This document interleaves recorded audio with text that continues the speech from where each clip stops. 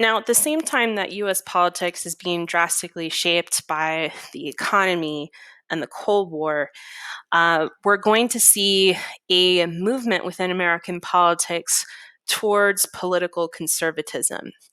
And political conservatism makes a lot of sense in the 1970s.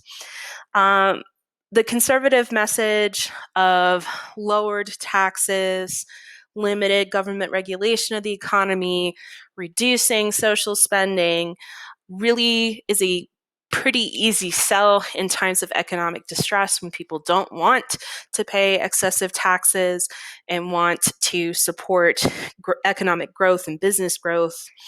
There's also a desire for law and order, especially in American cities in the 1970s, which are struggling with rising crime rates. And there's also this component of a backlash to the 1960s. There is this conversation over the Vietnam syndrome that we have, right? That our involvement in Vietnam, which ended up being less than successful, made us very reluctant to get involved in other places and made us question our motives and our ideas. So there's a backlash to that and wanting to, again, embrace American greatness and traditional American values. There's a conservative backlash to the civil rights movement and the sexual revolution.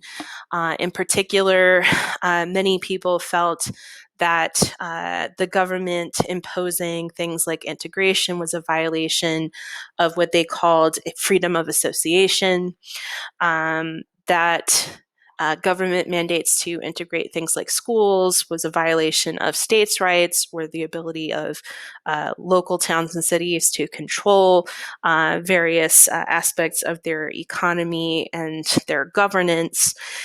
And really, all of this kind of ideas percolating around the conservative movement start to gain political traction through grassroots organization in the 1970s. All successful political movements have one thing in common.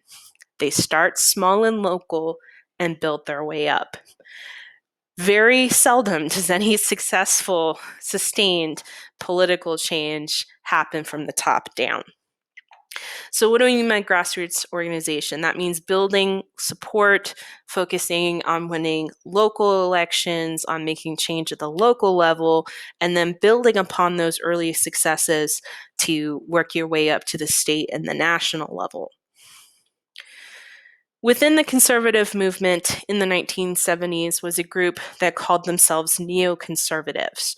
These were a group of intellectuals who blamed the 1960s for everything they felt was wrong with American society, especially what they perceived as a decline in morals and a lack of respect for authority.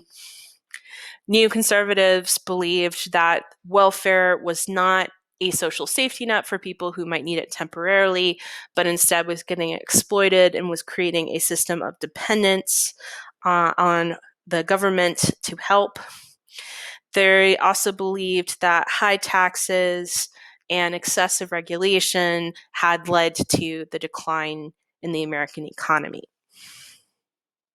Neoconservatives were also diehard Cold Warriors, both because they opposed communism ideologically, but they also felt that a more aggressive prosecution of the Cold War would help jumpstart the declining and shaky American economy.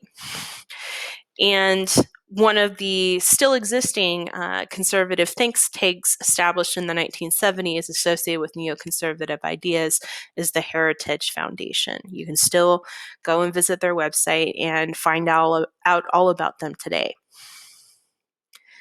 There's also this widespread anger over taxes. Again, remember, Americans are seeing less purchasing power, less value of the money that they're working to earn, and many see taxes as an intrusion that stifles their economic freedom, that stifles their ability to do business. But you also have conservative politicians who see cutting taxes as a way to reduce government revenue and basically starve funding for social programs they disagree with. So we see a number of revolts against taxes by conservatives within the 1970s. In 1978, Proposition 13 passes in California, which prohibited any increase in property taxes, which was meant to help business owners and homeowners. But because property taxes are often earmarked for things like school funding and public service funding, that does kind of hamstring local government funding to be able to provide those kinds of services. We also see the Sagebrush Rebellion, which was partly about taxes, but also about land use in the West.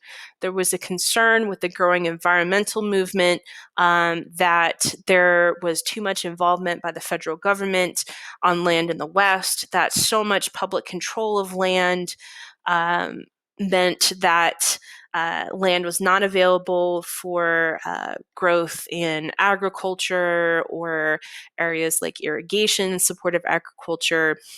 And there was this push in the Sagebrush Rebellion to argue that states should be responsible for regulating public lands, not a federal Bureau of Land Management. And many conservatives argued that that would be a better use of this land. They argued that there was too much of a balance towards preservation or leaving the land alone rather than conservation, which was useful stewardship of the land. And they very frequently clashed with environmentalists over what that stewardship of the land might look like.